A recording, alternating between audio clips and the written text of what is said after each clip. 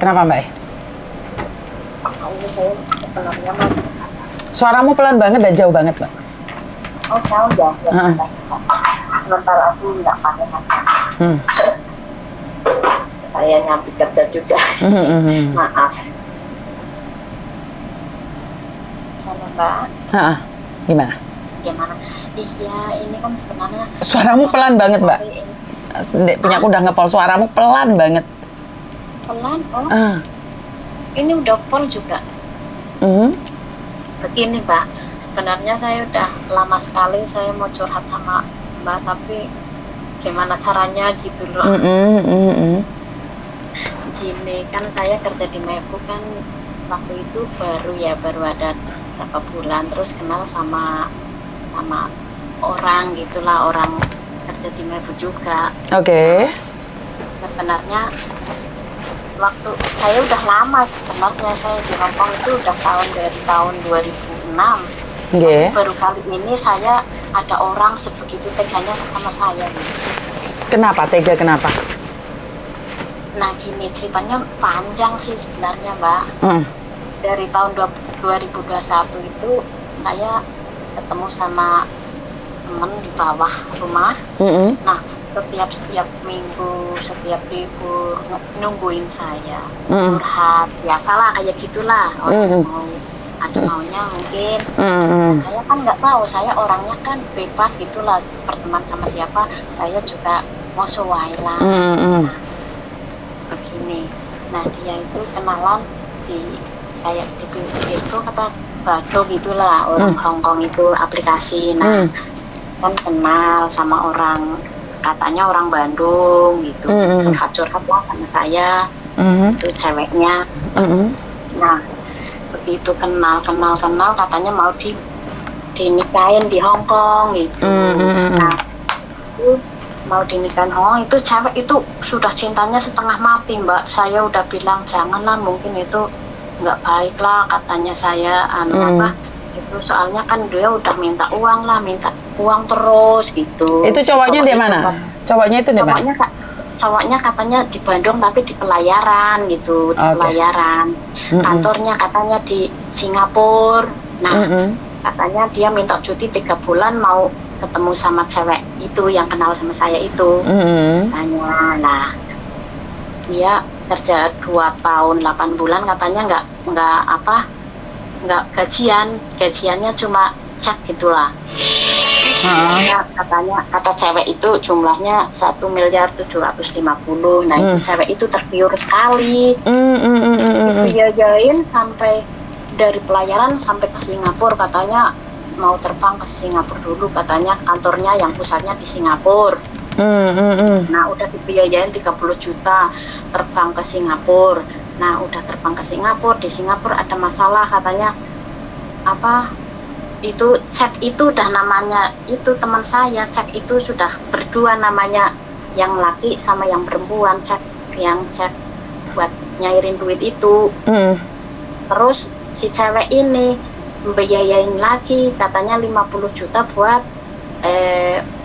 tanda tangan matre, di atas matre.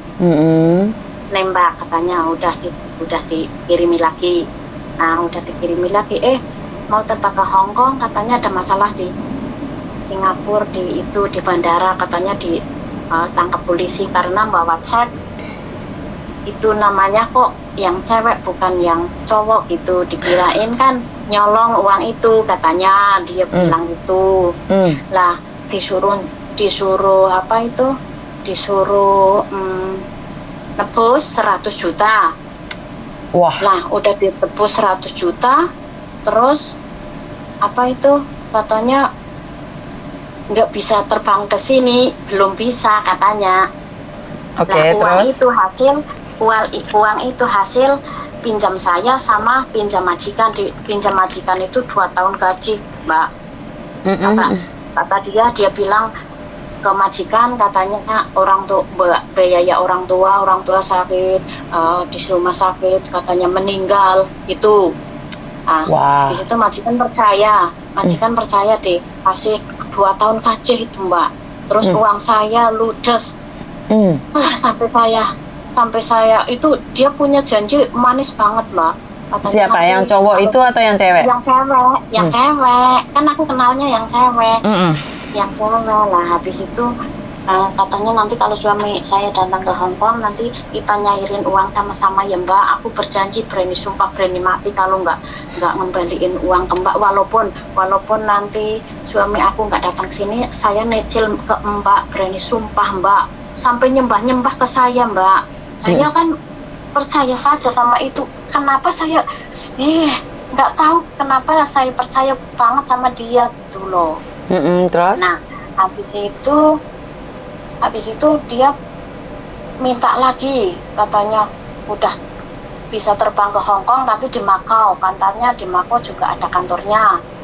Nah di Macau ada kantornya, nggak bisa ke sini karena paspornya katanya dipegang sama kepalanya kantor gitulah. Nah katanya nggak bisa ke sini, terus suruh nebus 10 juta lagi, tambah lagi Mbak. Dia cewek itu mintanya ke saya terus, soalnya dia kayak gimana gitu. Saya kan orangnya nggak apa-apa gitu, mungkin dia benar-benar balikin gitu. Nah akhirnya katanya hari bulan Agustus sama Juli kayaknya kalau nggak salah bulan Juli katanya mau terbang ke sini, mau naik kapal dari Macau ke Hong Kong. Lah ditunggu-tunggu saya sama dia di sentral, malah sampai sore nggak kesini. Itu terakhir 10 juta sama ada 300, yang 300 katanya itu supirnya minta uang buat biar bisa kesini gitu. Terakhir gitu. Lah habis itu si cewek itu udah tahu dia ketipu, ya masih sama saya ngobrol biasa. Ternyata bulan Agustus dia ngambil HP saya kan Mbak. Nah ngambil HP saya, katanya mau lihat gambar-gambar. Saya percaya juga itu Mbak. Nggak taunya semua WA-nya dia di HP saya itu dihapus semua. Saya kehilangan jejak waktu itu, dia langsung hilang Mbak sampai sekarang gitu. Nah udah ngilang kayak gitu, terus aku WA dia, nomornya masih aktif waktu itu. Kenapa kamu menghapus yang WA-nya kamu di HP aku? Enggak, itu saya cuma lihat gambar. Enggak, kamu yang menghapus. Kenapa kamu hapus? Kamu menghilangkan diri, mau menghilangkan diri apa menghilangkan jejak? Aku bilang gitu. Enggak. Terus waktu itu terus nggak ketemu lagi sama saya. Terus saya WA masih bisa. Saya minta alamat kamu, alamat majikan, alamat yang di Indo. Terus dia bilang, saya nggak pegang di majikan semua, nanti bulan Juli kan udah habis kontrak saya, udah habis membayar ke majikan, terus nyicil ke kamu, kayak gitu lah. Sampai sekarang bulan Juli, sekarang udah November. Nah sudah setahun saya nggak ketemu kemarin tanggal 22 kemarin Mbak, bulan November kemarin. Saya nggak sengaja ketemu sama dia, langsung saya nggak benci, nggak marah, nggak apa, saya langsung tak rangkul. Gimana kabarnya sama majikan, udah lunas? Saya buru-buru kasih nomor kamu ke saya gitu. Udah tak kasih, ternyata dia nggak WA ke saya, sampai sekarang nggak ketemu lagi. Terus gimana caranya? Masalah simpan pinjam utang itu kan tidak ada porsinya dan tidak ada caranya. Kalau dia sendiri tidak mau bayar, sampean pun nggak bisa mengejarnya Mbak. Walaupun sampean tagih sama keluarganya pun nggak bisa. Karena itu saya selalu bilang, jangan percaya sama teman. Bener nggak? Kesalahan saya itu, iya Mbak. Jadi saat kamu memberikan uang pada orang, saat uangmu itu keluar dari poketmu, saat uang itu keluar dari dompetmu, jangan pernah berharap itu akan kembali Mbak. Ya Allah. Ya, berapapun itu. Mbak. 50.000 di sini, 50.000. Saya paham, tapi sekali lagi saya selalu bilang bahwa simpan meminjam itu nggak bisa dituntut, karena kan kamu memberikannya dengan ikhlas sayang. Kan kamu juga berhak menolak. Paham nggak? Ya saya nggak tahu Kak. Iya, saya nggak tahu, saya percaya sama dia. Bukan, kan saya selalu bilang, anak saudara aja nggak bisa dipercaya, apalagi orang lain yang kamu kenal hanya ada di Hong Kong sini. Saya sudah wanti-wanti berkali-kali, tapi masih ada yang kecolongan, kebobolan. Tapi ingat, ya udah ini sebagai pelajaran, lain kali nggak bisa. Terus bagaimana caranya bisa menagih? Lah itu yang sangat sulit sekali. Benar nggak? Kamu sebarin ke Facebook, ke YouTube pun percuma. Karena yang salah itu bukan dia, yang salah kamu. Karena kamu terus memberi. Kamu kan terus memberi, dia meminta, dia terus memberi. Dan ingat, orang meminta itu dia akan rela sujud-sujud, nyembah-nyembah. Tapi giliran ditagih, dia kayak main drama. Maka dia seolah-olah kamu sakitin. Kadang-kadang diajak bertengkar itu malah dia yang kayak play victim, seolah-olah dia kamu sakitin, padahal kamu nagih. Jadi kalau masalah utang piutang, solusinya nggak ada, harus dibayar. Tapi kalau dia nggak mau bayar, sampean pun nggak bisa nagih kemana. Iya mbak. Kalau saya ke rumah majikan dia gimana? Ya silakan, tapi ingat, kalau kamu mengganggu ketentraman orang lain, kamu dipokingin sama majikan dia, maka kamu sendiri yang bermasalah dengan hukum. Kan nggak bisa mbak, kamu nagih di rumah majikan. Kan nggak bisa. Kan saya sudah wanti-wanti sama kalian, kalau kalian ingin berurusan dengan hukum, gara-gara uang, kalian datangi rumah majikan dan majikan poking, maka kamu yang akan diselidiki sama polisi, walaupun ada buktinya. Kan selalu bilang, urusannya kan di luar, dia cuma pembantu sayang. Makanya dari itu, ini adalah bagus buat para orang yang utang-utang. Karena mereka kan tidak bisa disentuh. Tapi kamu harus tahu, kalau uang sudah keluar dari tanganmu, jangan berharap itu kembali sayang.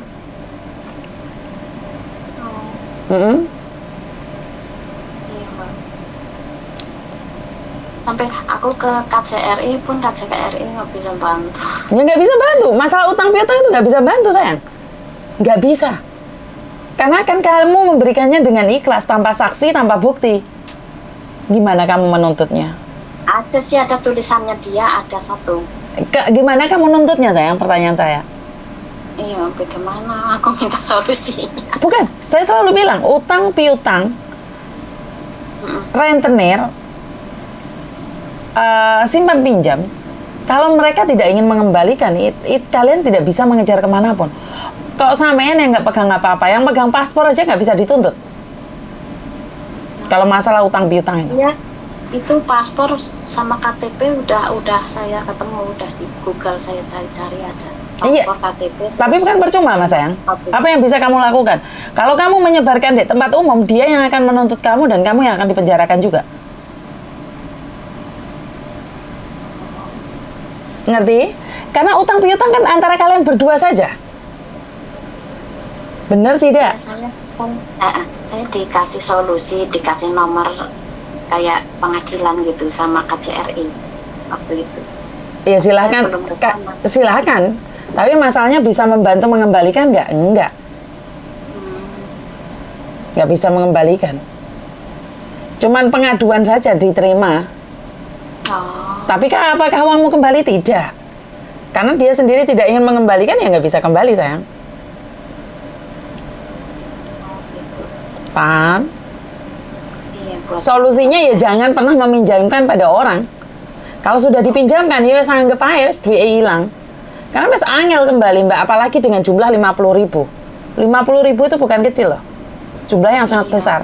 Saya walaupun residen Hong Kong sini, saya nggak punya uang sebanyak itu loh. Sama punya sebanyak itu dikasihkan orang. Iya. Jadi solusinya jangan pernah meminjamkan uang pada orang. Kalau kamu mau memberi orang, lebih baik 100, 200, 300. Tidak lebih dari itu. Kurang dari 1.000. Karena sekali lagi, saat meminjam mereka manis sekali. Giliran nagih, kamu diajak perang sama dia. Iya, aku waktu SMS-an masih SMS-an aku dikatain anjing babi itu. Maka dari itu kan saya selalu bilang. Aku nggak nagih, aku cuma minta alamat Indo sama alamat sini, cuma itu. Lah kenapa waktu pinjam kamu nggak nanya? Kenapa giliran nagih kamu nanya? Kan aneh. Seharusnya waktu meminjamkan itu kamu nanya. Tapi kamu juga nggak bisa neror keluarga yang ada di Indonesia. Kan keluarga di Indonesia nggak tahu apa-apa. Iya. Benar nggak? Jadi sungguh tidak adil keluarga di Indonesia nyata-nyata uangnya nggak dikirimin ke mereka. Iya. Iya wes berdoa, berusaha lagi. Iya. mau hati-hati di sini. Lebih hati-hati lagi. Jadi bukan jaminan teman baik itu akan selamanya baik, sayang. Iya. Makasih solusinya. Oke, matur nuwun nggih. Yuk, bye-bye. Nah, ini yang saya selalu katakan bahwa tidak ada solusinya buat utang piutang. Solusinya dibalikin. Kalau dia nggak mau balikin, digimanain juga dia nggak akan ketemu. Dan dia akan tetap berusaha lari. Lah KJRI aja nggak ada solusinya. Apalagi saya. Jadi jangan pernah meminjamkan. Itu bagi saya adalah mencegah. Saya lebih memilih untuk mencegah agar kita tidak meminjamkan uang kita kepada orang lain. Kalau ada orang lain sambat, ya kasih aja untuk sekedar makan, Mbak. 100, 200, sampai 300 atau 500. Tidak lebih dari 500. Kalau sudah meminjamkan lebih dari 500, maka Anda harus siap sakit hati. Maka Anda harus siap kecewa dengan teman Anda dan Anda harus siap kehilangan dia. Karena setiap kali pertemanan kalau sudah meminjam uang lebih dari 500, itu akan berakhir kandas. Sekali lagi akan berakhir kandas. Saya selalu bilang berhati-hati dan saya tidak akan pernah lelah untuk mengingatkan kalian. Jangan pernah memberikan uang kalian pada orang lain, apapun alasannya. Atas nama cinta atau atas nama persaudaraan atau atas nama apapun. Jadi jangan pernah melakukan itu. Kalau kalian tidak ingin sakit hati, tapi kalau kalian ingin coba-coba ya silahkan. Hak-hak Anda, uang-uang Anda, siapa sih yang bisa melarang? Itu aja dari saya, kurang lebihnya saya minta maaf. Wassalamualaikum warahmatullahi wabarakatuh. Berkat Tuhan mengalir atas kita semua, semoga semua makhluk bahagia dan bye-bye.